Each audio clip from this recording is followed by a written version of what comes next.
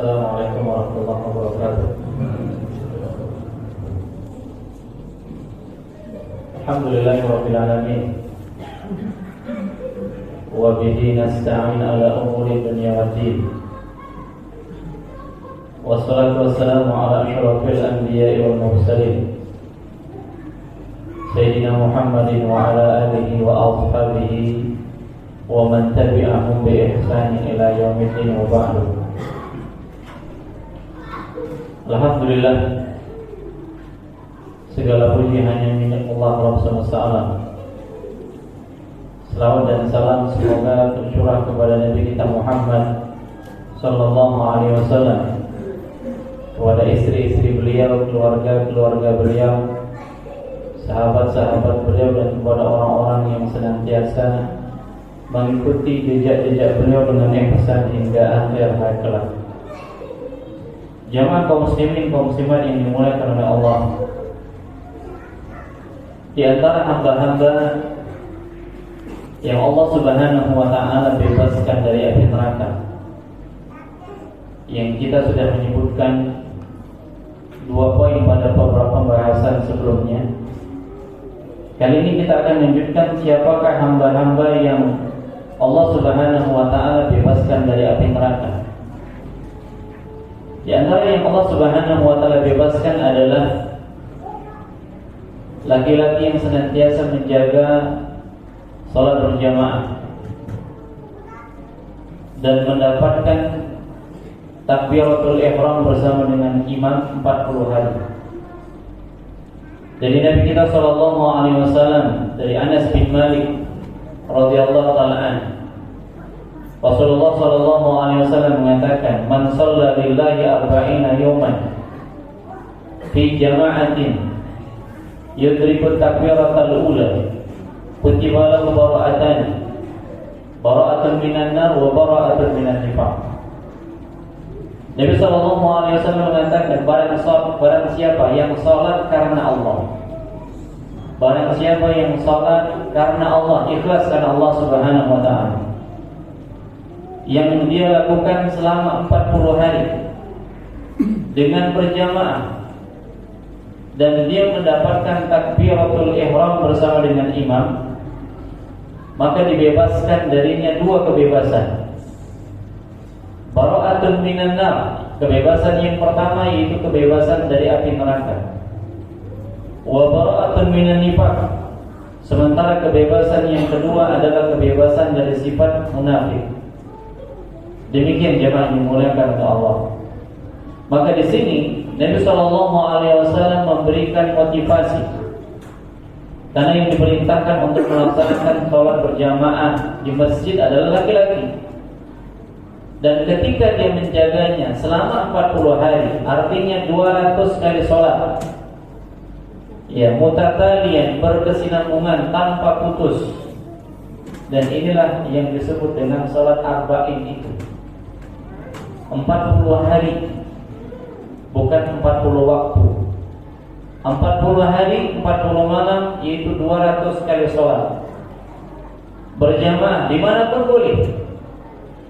Tidak dikhususkan di Masjid Nabawi, di mana saja dia mendapatkan salat, lalu kemudian berjamaah dengan kaum muslimin, dan ketika imamnya mengatakan Allahu Akbar, maka dia di belakang mengatakan Allahu Akbar. Artinya apa? Tanpa masbuk. Nah, menjaga 40 hari ini jamaah yang dimuliakan oleh Allah, ini bukan perkara yang mudah. Karena bukan perkara yang mudah, keutamaannya juga besar. Yang Nabi SAW mengatakan, kutiba lahu bara'atani, ditetapkan untuknya 2 kebebasan.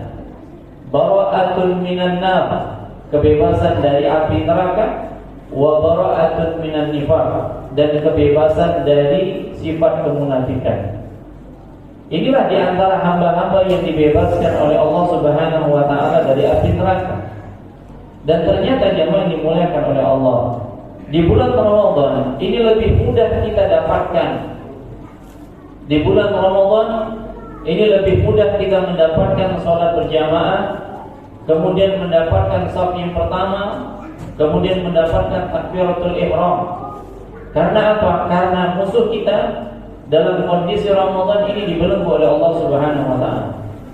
Hanya saja terkadang seorang karena tidak termotivasi untuk mendapatkan suatu keutamaan ini, pada akhirnya dia hanya mengatakan yang penting berjamaah. Iya, yang penting berjamaah. Hanya saja lebih dari itu. Al-jaza min jinsil amal, balasan itu sesuai dengan amal perbuatannya. Ketika dia bersungguh-sungguh untuk mendapatkan 40 hari, yaitu 200 waktu, maka Allah Subhanahu wa taala akan memberikan fadilah yang besar.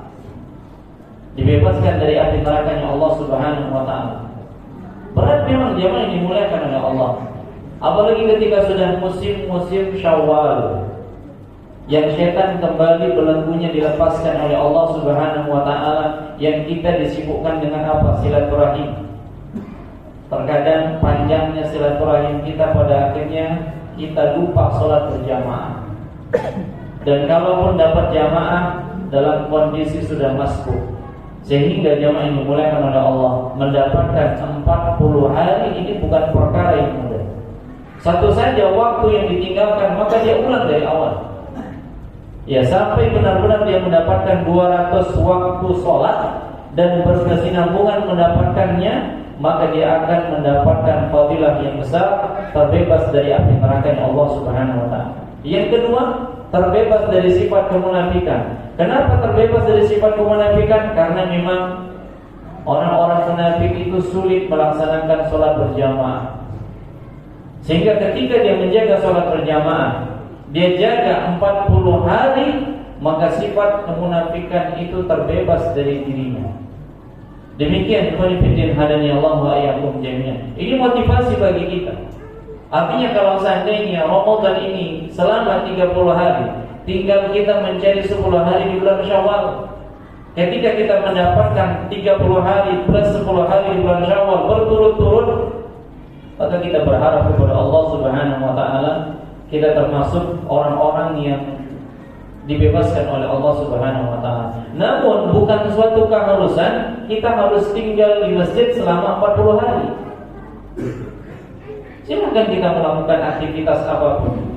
Kita sebagai seorang pedagang, kita sebagai seorang pekerja, kita sebagai seorang karyawan, kita sebagai seorang guru dan sebagainya. Namun ketika waktu sholat kita tinggalkan aktivitas kita. Makanya yang dipuji dari para pedagang siapa? Ya, rijalun la tulhihi tijaratun an bai'i, laki-laki yang tidak dilalaikan dari perniagaannya dari melaksanakan sholat. Seorang pedagang ketika waktunya sholat, ya sholat. Jadi tidak harus seorang itu berada di masjid 40 hari, tidak. Silakan kita melakukan aktivitas kita sebagaimana biasanya. Karena Nabi SAW tidak mengharuskan mendapatkan waktu sholat itu kita senantiasa tinggal di masjid. Tidak, yang dimulakan oleh Allah. Silakan kita melakukan aktivitas. Dan dengan maksimal kita berusaha untuk mendapatkan takbiratul ihram. Artinya semua aktivitas kita ketika sudah adzan berkumandang, maka kita tinggalkan. Yang kita kejar adalah panggilan Allah Subhanahu wa taala. Makanya ada ungkapan, ketika dipanggil bos, buru-buru datang. Tapi ketika dipanggil adzan, boro-boro datang. Apakah kita termasuk yang seperti itu, jemaah yang dimuliakan oleh Allah? Kita mengabaikan azan-azan yang berkumandang, lalu kita sibuk dengan aktivitas kita, maka hendaknya kita bertakwa kepada Allah Subhanahu wa taala. Yang kedua, di antara yang Allah Subhanahu wa taala bebaskan dari api neraka, yaitu orang yang menjaga sholat subuh dan sholat asar. Dan ini ada kaitannya dengan sebelumnya. Artinya kalau seandainya dia menjaga 40 hari itu, berarti dia senantiasa menjaga apa? Sholat subuh dan sholat asar. Yang Nabi SAW mengatakan dalam hadis yang dikeluarkan oleh Imam Bukhari dan Muslim, man shallal bardain dakhala jannah. Barang siapa yang mengerjakan sholat bardain. Sholat bardain itu adalah sholat subuh dan sholat asar. Iya, maka dia akan dimasukkan ke dalam surga. Jemaah yang dimuliakan oleh Allah, kedua sholat ini adalah sholat yang memang disaksikan oleh para malaikat. Berkumpulnya malaikat malam dan malaikat siang di waktu tersebut Allah Subhanahu wa taala mengatakan, "Wa Qur'anal fajri, inna Qur'anal fajri kana mashhuda." Sesungguhnya salat subuh itu disaksikan oleh para malaikat. Jadi ketika kita mengerjakan salat subuh berjamaah bersama dengan kaum muslimin, maka ini disaksikan oleh malaikat. Begitu juga dengan salat asarnya. Ya, begitu juga dengan salat asarnya jamaah yang dimuliakan oleh Allah. Sehingga Nabi SAW mengatakan, barang siapa yang salat subuh maka dia berada di atas jaminan Allah. Allah menjamin. Oleh karena itu, janganlah menyakiti orang yang salat subuh tanpa jalan yang benar. Jika tidak, Allah akan menyiksanya dengan melungkupkan di atas wajahnya ke dalam neraka jahanam. Demikian jemaah yang dimuliakan oleh Allah. Dan Allah melalui sabda Nabi SAW mengancam orang-orang yang meninggalkan salat asar. Dengan apa? Kebaikan yang dilakukan selama satu hari hilang. Man taraka salatal asri faqad habita amaluhu. Barang siapa yang meninggalkan salat asar, maka kebaikan satu hari itu hilang. Dan ini hampir sama dengan perbuatan syirik yang bisa menggugurkan amalan-amalan. Maka jemaah yang dimuliakan oleh Allah, dua waktu sholat ini dijaga. Yang pertama sholat subuh, dan memang sholat subuh ini agak berat dilakukan oleh orang-orang munafik. Jemaah yang dimuliakan oleh Allah, bagaimana mungkin kaum muslimin itu bisa mendapatkan kemuliaan ketika sholat subuhnya itu tidak banyak yang melaksanakannya di masjid, dan kemuliaan kaum muslimin itu hanya beberapa saat saja. 1 Ramadan, 2 Ramadan, 3 Ramadan, 4 Ramadan sudah mulai berkurang, 5 Ramadan, apalagi pertengahan Ramadan. Maka lihat perbedaan 1 Ramadan dengan 1 Syawal salat subuh. Perbedaan 1 Ramadan dengan 1 Syawal salat subuhnya. 1 Ramadan, Masya Allah, semua sajadah-sajadah keluar. Semua sajadah-sajadah keluar, jemaah yang dimuliakan oleh Allah. Bahkan yang tidak pernah keluar dikeluarkan. Kenapa demikian? Orang-orang sholat subuh berjamaah. Dan 1 Syawal, Masya Allah, semua sajadah-sajadah juga keluar. Untuk apa? Sholat Id. Bukan sholat subuh. Ini yang terjadi, jemaah yang dimuliakan oleh Allah. Nabi SAW mengatakan, "Laisa sholat Atqalu 'alal munafiqi illa al-fajr wal isya. Law ya'lamuna ma fihima la atawhuma wa la habwa." Tidak ada salat yang paling memberatkan bagi orang-orang munafik kecuali salat subuh dan salat isya. Kalau sekiranya mereka mengetahui keutamaan pada kedua salat itu, niscaya mereka akan mendatanginya walaupun merangkak. Demikian jemaah yang dimuliakan oleh Allah. Kenapa mereka makir dari salat subuh dan salat isya? Karena kondisinya gelap dan tidak nampak. Dan mereka hanya mengerjakan zuhur, asar, dan maghrib. Oleh karenanya, di momen Ramadan ini, pesantren yang kita ditempa untuk melakukan kebaikan-kebaikan yang banyak, dan kita berharap keluarnya kita dari bulan Ramadan, eksistensi ibadah kita yang kita lakukan di bulan Ramadan ini masih sama ketika kita keluar dari bulan Ramadan. Karena hakikatnya orang-orang yang berhasil adalah orang-orang yang bertakwa, dan yang dimaksud dengan takwa adalah senantiasa melakukan kebaikan-kebaikan, senantiasa melakukan amalan soleh, dan berusaha untuk meninggalkan keburukan-keburukan. Ini yang bisa kita sampaikan pada kesempatan kali ini. InsyaAllah di kesempatan yang lain kita akan sampaikan beberapa poin berkaitan hamba-hamba yang dibebaskan dari api neraka Allah Subhanahu wa taala. Aku qauli hadza, subhanakallahumma bihamdik, asyhadu an la ilaha illa anta, astaghfiruka wa atubu ilaik. Assalamualaikum warahmatullahi wabarakatuh.